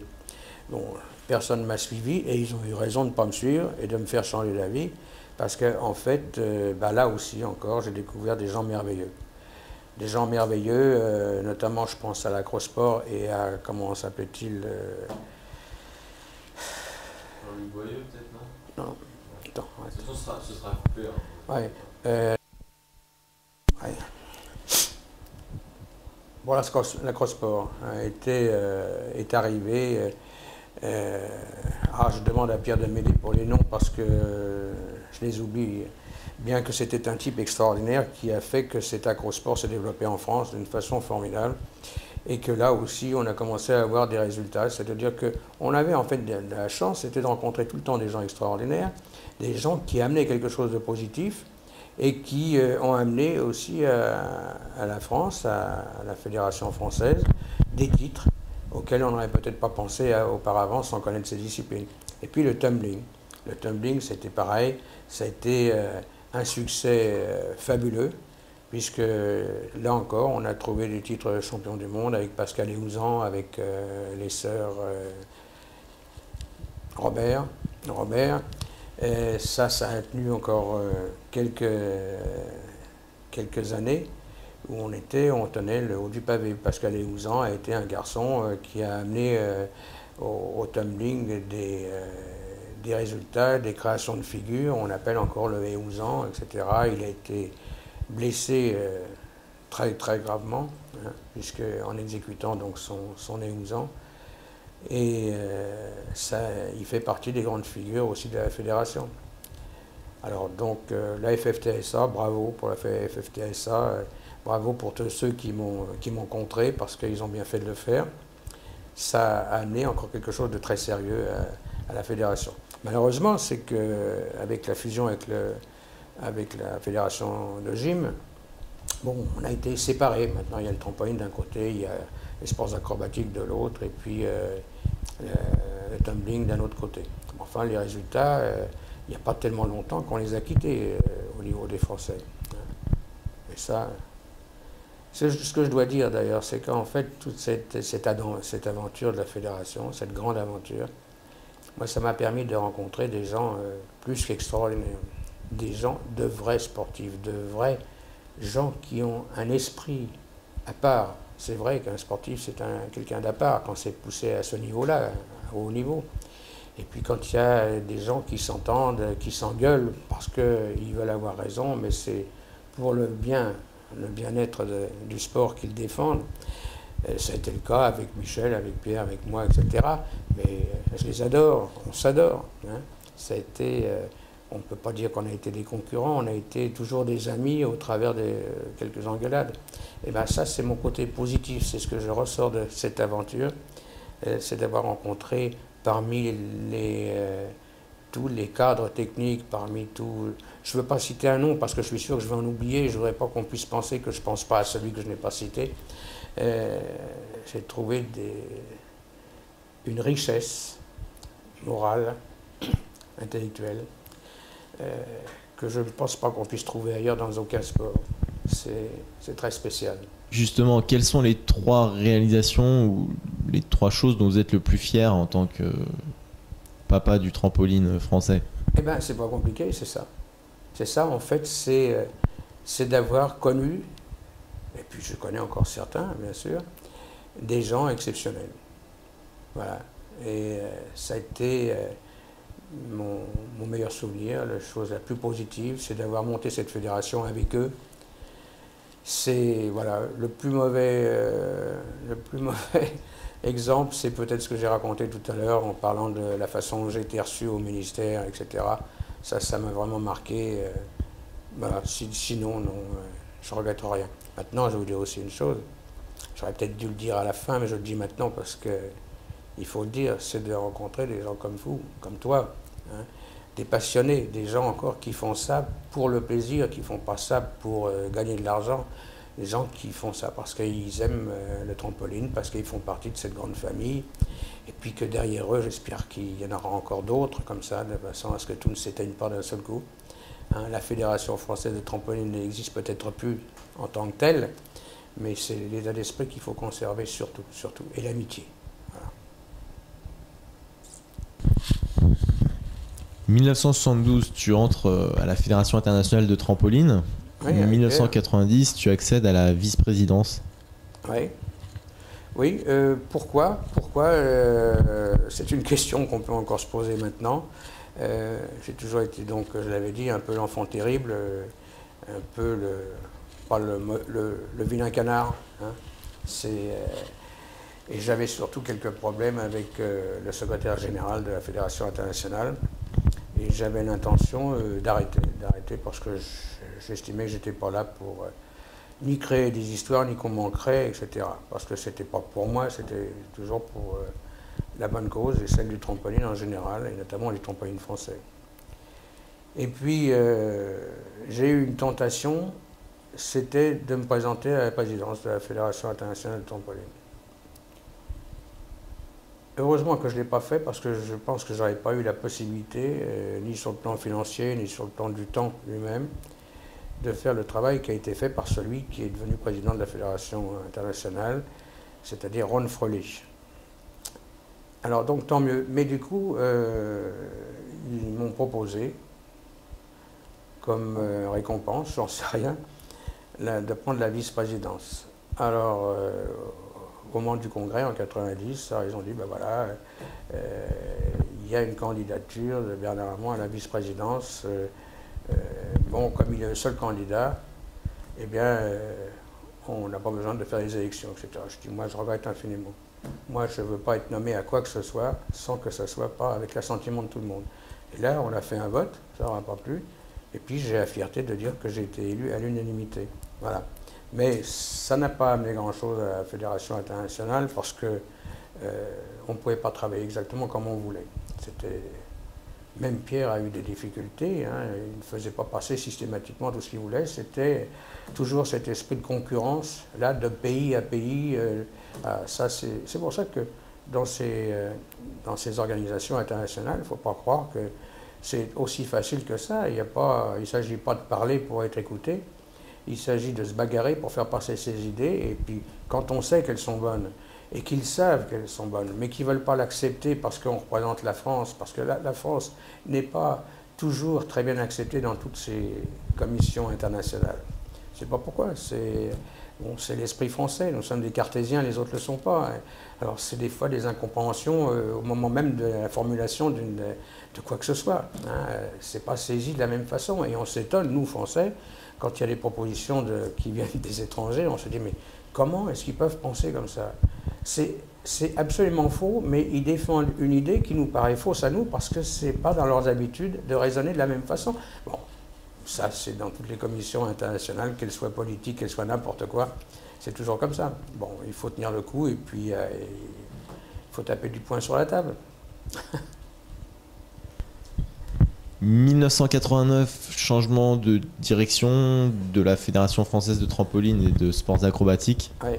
Oui, en 89, j'ai décidé qu'il était temps que j'arrête et que je laisse la main à quelqu'un d'autre. Je l'avais proposé à Laurent Casmerziac, qui lui n'avait pas ça du tout dans ses idées. Il souhaitait plutôt accéder à la direction technique. Moi, je lui ai dit, écoute, si tu n'acceptes pas, moi, j'avais personne d'autre à qui je pouvais le proposer. Je lui ai mis la clé sur la table, puis je lui ai dit, voilà, de toute façon, j'arrête. Je veux arrêter. Hein. Et voilà comment ça s'est passé.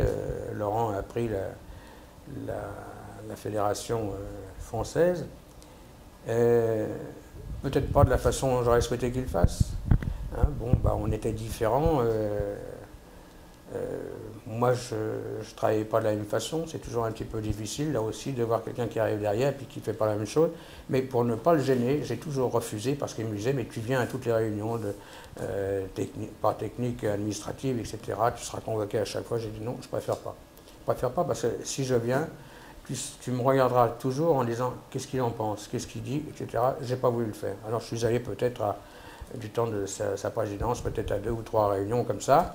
Mais je n'ai jamais prononcé quoi que ce soit, même si je n'étais pas tout à fait d'accord. Je crois que c'était la meilleure façon de faire. Et puis voilà, il a dirigé ça à sa façon. C'est bien, c'est bien. Pierre Blois, à la même époque, quitte ses fonctions aussi à la DTN. Pierre Blois, je crois qu'il quitte ses fonctions aussi à la Fédération française, il me semble. Je ne suis pas tout à fait sûr, c'était pas au même moment, c'était un petit peu plus tard. Hein. Il quitte ses fonctions et je crois qu'il avait été remplacé par Pierre Billien, si mes souvenirs sont exacts. Et puis Michel Rouquette, qui lui a été remplacé par Franck Bardi. Par Franck Bardi. Voilà. Ça, de ce côté-là, ça s'est pas mal passé. Mais c'est toujours pareil, hein. On a l'habitude, et puis on se dit, ah mais oui, mais. Hein. Ça ne veut pas dire pour autant que c'est une marque de retour en arrière ou un manque de réussite. La réussite a continué pendant un certain temps. Et puis avec la fusion avec la fédération de gym, bon bah là, ça s'est pas mal passé non plus d'ailleurs. Mais je me souviens lorsque j'ai passé aussi, j'ai fait un petit discours au moment de la fusion, et j'ai dit au président Ray, j'ai dit que je le félicitais et qu'il devait se rendre compte qu'il avait entre les mains une fédération qui avait beaucoup plus de médailles que sa fédération n'ait pu jamais en obtenir. Et c'est d'ailleurs un petit peu ce qui l'a intéressé, c'est parce qu'au travers de la fédération de trampoline, il avait la possibilité de redorer un petit peu le blason des médailles. Hein, je ne parle pas de sa fédération, mais malheureusement, ça n'a pas encore été tout à fait le cas. Hein, au niveau des championnats de France, ça marche bien, etc. Sur le plan international, j'espère que ça va être mieux, hein, mais quand on accède au niveau olympique, je comprends très bien que Durand ait pu avoir quelques difficultés. Hein, ça va être très émotionnant. En tous les cas, merci pour ce qu'il fait, parce qu'il tient le drapeau français. Et puis derrière tout ça, je suis sûr qu'on ne voit pas seulement la fédération de gymnastique, mais qu'on se rappelle de la fédération internationale et la fédération française de trampoline. Voilà. Bernard, pourquoi le double mini trampoline a cessé d'être pratiqué en France? Eh bien, s'il a été retenu sur le plan international, en France, notre commission technique a jugé que c'était un engin sans grand intérêt. Moi, je le pense également, sans grand intérêt et extrêmement dangereux. Bon, bah, y a des spécialistes, hein, y a les Espagnols qui sont spécialistes, je crois qu'il y a les Belges, etc. Les Australiens, etc. Mais c'est vrai que ça gâche un peu tout le spectacle d'un championnat de trampoline. C'est bon. Ça existe, ça a été conservé par certains. Nous l'avons fusé, je crois qu'on a bien fait. C'est tout ce qu'on peut dire dessus. Mais il faut surtout conserver le fait que c'est un engin dangereux. Oui. Regrettes-tu une chose, Bernard? Oui, je regrette beaucoup que le trampoline féminin ne se soit pas développé en France. C'est tellement dommage. Mais c'est vrai aussi que sur le plan international, c'est à peu près la même chose. Alors, est-ce que le trampoline est un engin qui permet une certaine évolution jusqu'à un certain niveau? Je sais que toutes nos filles se sont arrêtées à un certain niveau. Il y a eu un moment où la peur a pris le pas sur l'évolution. Je ne sais pas à quoi ça tient. Je pense qu'il y aura certainement Pierre ou Michel qui pourront en parler. Moi, je ne vois pas pourquoi. Alors que dans d'autres sports qui sont extrêmement durs, comme par exemple la gymnastique féminine, quand je vois les exercices aux barres asymétriques, quand je vois toutes ces choses-là, on se demande même au niveau des garçons, les garçons, je les trouve techniquement en dessous. Elles font des choses extrêmement dures, difficiles, dangereuses. Alors pourquoi le trampoline? Bernard, un petit mot sur Christophe Lambert? Ah oui, c'est aussi... Alors, j'ose pas dire mes préférés, parce qu'ils sont tous préférés, mais j'aime beaucoup Christophe et je suis très heureux qu'il ait été mis au poste de DTN. Et puis je suis heureux également de savoir que maintenant il est rentré à la commission technique internationale de la FIG. Ça, ce sont des gens, tout ça, qui méritent la place qu'ils ont. C'est pas des places volées, ça, ils ont été choisis par leurs compétences pour ce qu'ils savent faire, et ils savent bien le faire.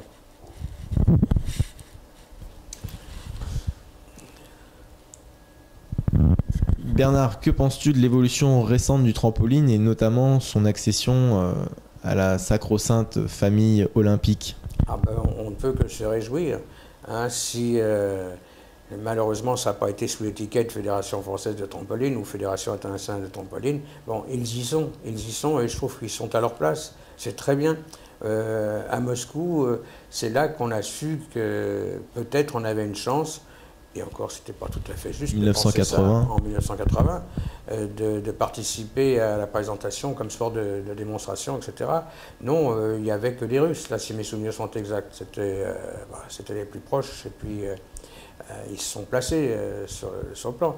En réalité, bon, il y a longtemps qu'on parlait et qu'on souhaitait, bien sûr, la Fédération internationale de trampoline avec Kinzel avait déjà posé la candidature de la Fédération internationale de trampoline pour les Jeux Olympiques, mais on était arrivé là en 32e position. Et puis après, ça a évolué parce qu'il y a eu des relations un peu plus serrées avec la fédération, avec le Comité olympique international. Alors on a gagné quelques places, mais en réalité, dans les derniers temps, on était en 5e position. Bon, en 5e position, ça voulait dire minimum 20 ans avant d'y accéder. Alors, bon, on disait toujours, ben, ça arrivera, il faut encore continuer à travailler, mais chacun fait la même chose dans tous les sports qui sont candidats. C'est évident que chacun défend son beefsteak. Et puis, bon, ben, la fusion avec la fédération de gym, ben, ça a été la bienvenue, puisque ça y est, on est dedans et on n'en sortira pas. Maintenant, tout ce que je souhaite, c'est qu'on décroche une médaille. Il faut absolument qu'on le décroche la prochaine fois. J'espère que notre candidat arrivera. Encore à choisir. Voilà. Ça, c'est... Mais je sais qu'on est capable de le faire, c'est sûr. Hein, mais il faut travailler autant le moral que le physique. Hein. Je comprends très bien que quand on se trouve devant l'aéropage et dans un milieu comme les Jeux Olympiques, tout est changé. C'est plus un championnat du monde. Hein, quoique, le championnat du monde, presque à mes yeux, sur le plan résultat, est plus important. Parce qu'il se trouve qu'avec tous les pays qui pratiquent la même discipline, hein, aux Jeux Olympiques, bah, il y a l'ambiance qui est différente, il y a tout ce qui tourne autour est différent. Et puis, bah, si on a la malchance de ne pas être dans 100% de sa forme, c'est beaucoup plus difficile. Et puis, on est là comme petit nouveau. Et puis, il avait la pression. Il y avait que lui qui pouvait défendre le titre. Bon, moi je suis sûr que s'il reste, il reste encore. On ne sait pas encore. On ne sait pas encore. Bah, souhaitons qu'il reste. Parce que derrière, qui est-ce qui est là?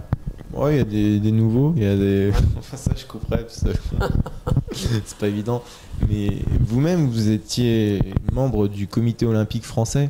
Oui, j'étais membre du comité olympique français. J'ai fait 2 mandatures sous Nelson Payou. C'était en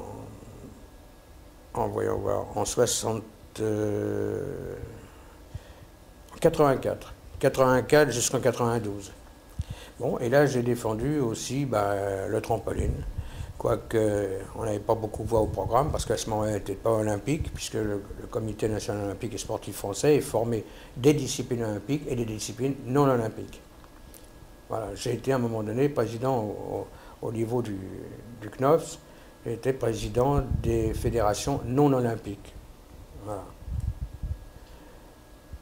En médiatique, ça sert. Voilà. C'était pas Bernard Hamon, c'était le trampoline qui était présent. Et ça m'a servi à faire des rapports sur les organisations de championnats du monde, etc. Ce qui a permis à la fédération de tir à l'arc, qui nous a suivis après pour organiser ces championnats du monde à Bercy, de me prendre un peu comme conseil pour leur expliquer tous les pépins que j'avais pu avoir pour éviter de les avoir eux. C'était aussi une belle participation. Voilà. Comme ça. Ouais. Mais je voulais quand même en garder un qui soit neuf, parce que en avais fait je sais pas combien, et puis t'as tout fait. On voit. Génial. Merci Bernard. Je vais te donner les autres trucs. Bernard, un petit mot de conclusion? Un petit mot de conclusion, c'est sous forme de félicitations. De félicitations à toi et à tous ceux qui t'entourent, et puis d'avoir eu cette passion qui vous continue comme ça par la mise en place d'un système qui va être un système, j'en suis sûr, extraordinaire. Ça va nous permettre de nous retrouver les uns et les autres, alors que là maintenant, avec l'âge, les dents, etc., on perd un petit peu les contacts. Et puis je pense que ça va être... non, je ne pense pas, je suis sûr. Alors merci, et puis je souhaite que tous les internautes n'oublient pas le site du World Tramp, et qu'on puisse discuter les uns et les autres à travers ce système. Voilà, merci mille fois en tous les cas. C'est nous qui te remercions, Bernard. Merci beaucoup. Merci. Salut. Très bien.